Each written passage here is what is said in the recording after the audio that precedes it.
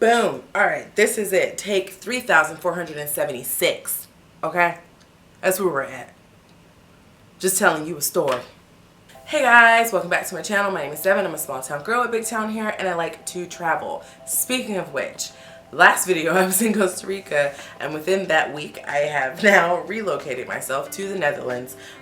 This is just temporary. I'm just going to be over here in Europe bopping about for a bit. Bippity boppity boop. And I felt like now's as best time as any to tell you guys how I got on this whole like travel journey. Most people like ask me like, how did I get on this adventure, and like da da da da, and I think it's like some huge romantic story, but basically I'm just a girl who just kept falling in the right type of stuff, and every single thing has been a build up to exactly where I am today. Today I'm going to do a story time about how I ended up being a full-time adventure seeker. That sounds way more romantic than like what it actually is. Like, I'm not out here like skydiving and doing drugs and stuff. So I guess I'm not an adventure seeker, but a full-time, you know, expat.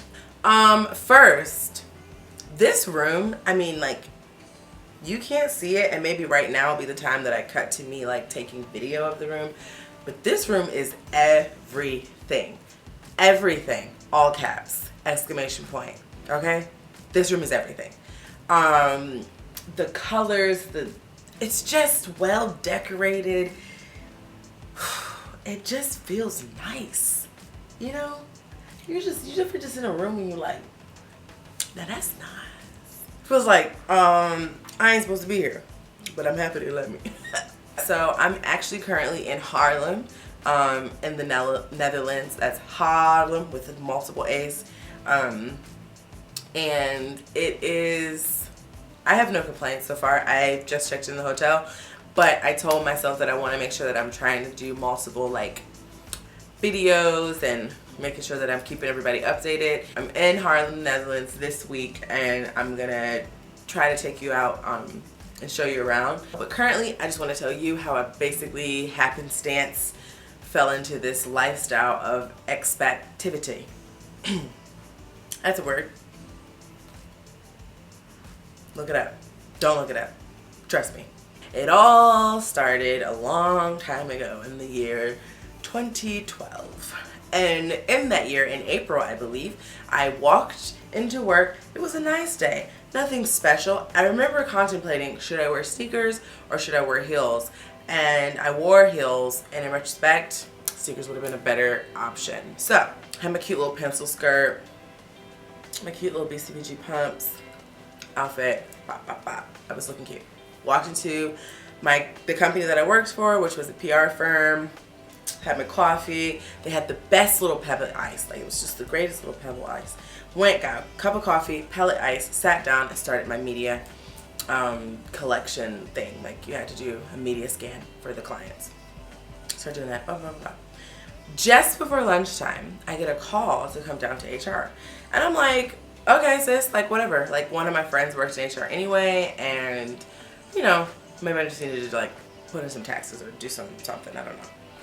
So I walked downstairs, I grabbed, and I always ask, should I bring my notebook? So I took my notebook, I took a pen, and I remember them saying, no, you don't need anything. And I was like, that's kind of weird. But I took my notebook anyway, I took my pen, and I went downstairs.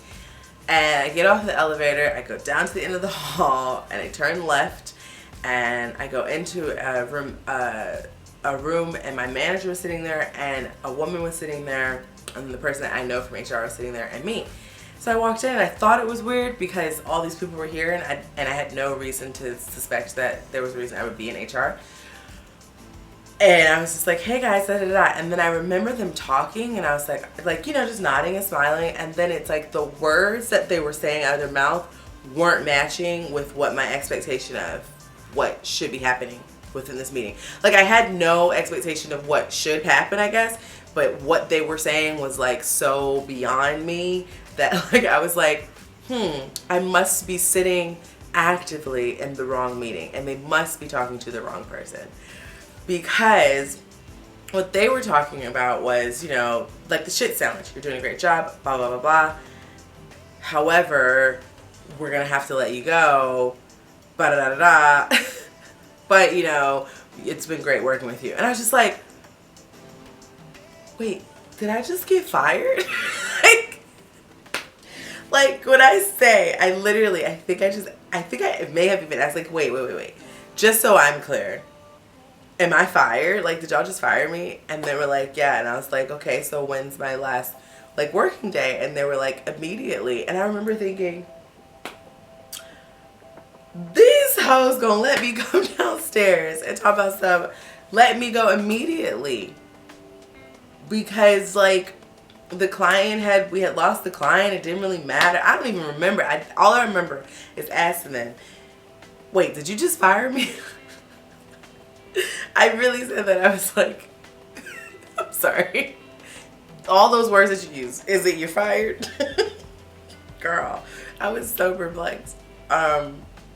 And so they were like, yeah, so, you know, go upstairs, gather what you need to gather. We're clear your desk, and then you can come back on Friday and pick up, you know, your final paperwork and da-da-da. And I just, like, sat there. Like, what? I didn't even wear sneakers. I'm not dressed for this. But, yeah, so I was fancy fired, let go, laid off, however you want to put it. My black ass was unemployed. And I was very confused. I, like, stood there at the bottom of the, like, rotating doors, and I was just kind of like, I feel like I should want to cry, but I don't want to cry. And I thought that was very weird. Because I feel like I never actually cried over the fact that I was fired from my first ever job that I worked so hard to get there. It was almost like I was like, whew. You know, you ever been in a relationship where you're like, oh my God, like, this isn't working out, but man, can he just break up with me or something happens so that I don't have to be the one? It's kind of like that. My immediate thought was, okay, I have to pay my student loans because Sally Mae does not care if you're laid off or fired. I have to pay rent. I have to pay my car note. And I'm a woman of a certain lifestyle. So something's got to give, right? I was off for the rest of the week. And I just started, like, thinking. I slept in a couple days, and then I just started thinking, like, what could I do?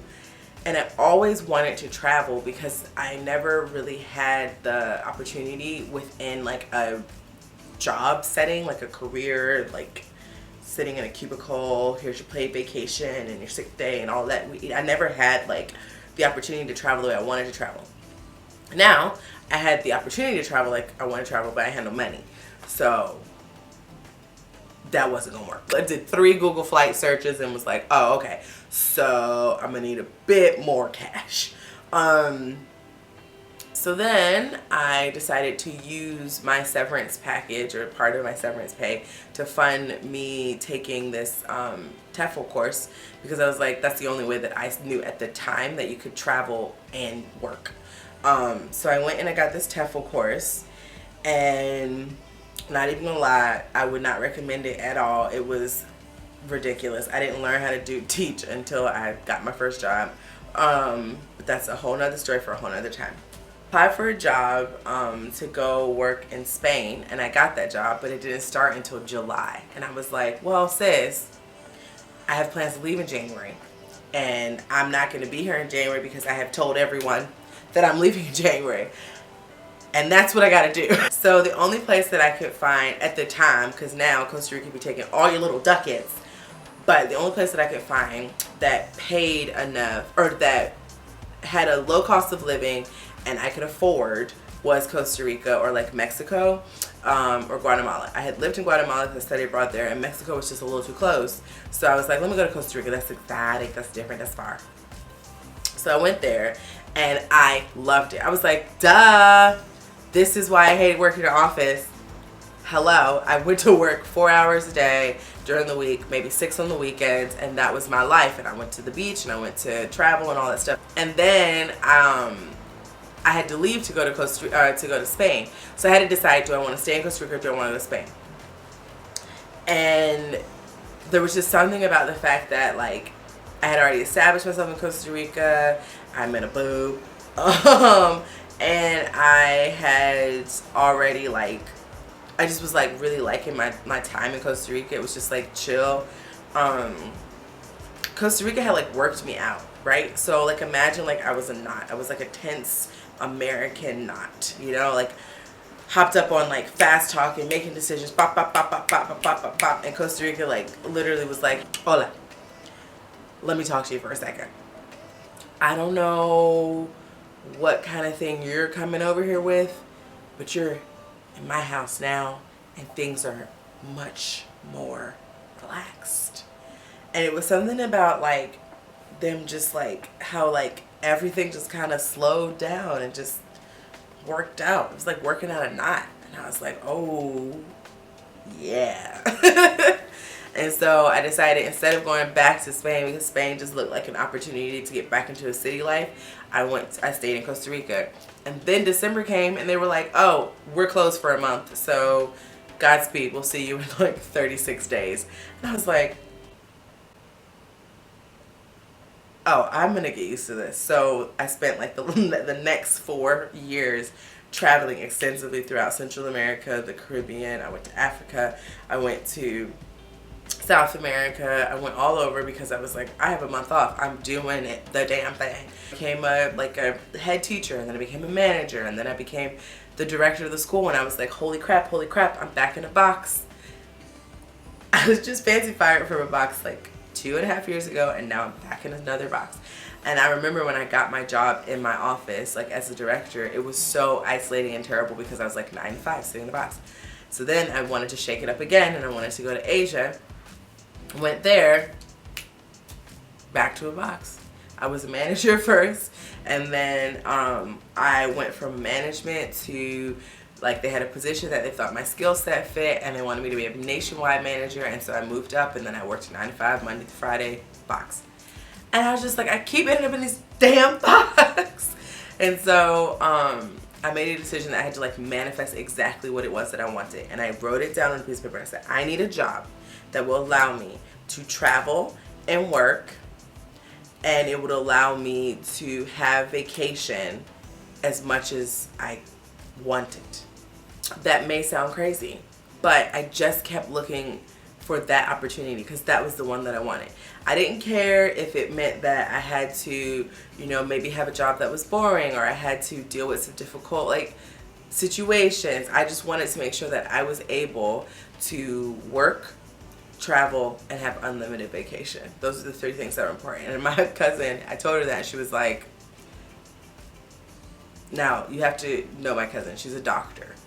So she has a PhD. She's not a medical doctor. She's like a scientist. I don't know, girl. She's smarter than me.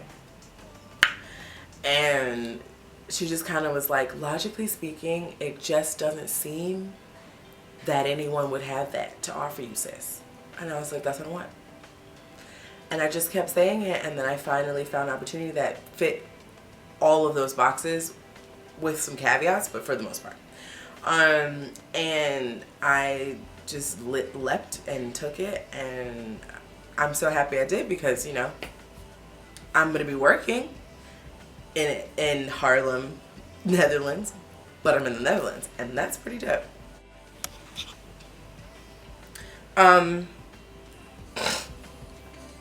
I don't know where I stopped because someone just came in the room, but the point is, it's been 8 years, and I'm still doing this thing. It's crazy. Like, people always be like, oh my gosh, Devin, like, that's not how people talk, but people used to always be like, oh my gosh, Devin, like, you've been out here doing this thing for a while. And I wasn't impressed at all, but now I'm not impressed. I'm just so extremely grateful because I'm like, for some reason, the Lord blessed me with this ability to be able to see opportunity in different things and to have enough faith to just go. Like, I hate flying. Like, I literally cried on the flight over here, but I love travel so much that I will cry every single long haul flight because it means that I get to see another place. That's a real talk. That's like hashtag true love travel. I want to hear from you. What is something that you've been wanting to start that you haven't started? I had at the time always wanted to travel, And I always used to think, how can I fit it into this tiny little vacation day, sick day, 15 days that I got out of the year to travel. And it's something that I always wanted to do. And it was like, I just want to travel and like work, but travel is the focus. And now, you know, I'm actually able to do that. So what's something that you've always wanted to do? And it doesn't have to be travel. You could be like, I really want to participate in a pie eating contest. You know, sis, whatever it is, live your life. I'm not here to judge what your dreams are. What I'm saying is, write it down in the comment section below. Let's keep each other accountable. Let's do it. Whatever it is you want to start, let's start together. Okay? You will see me very, very soon. Thank you for watching. Don't forget to like, share, subscribe, and I'll see you next time. Bye.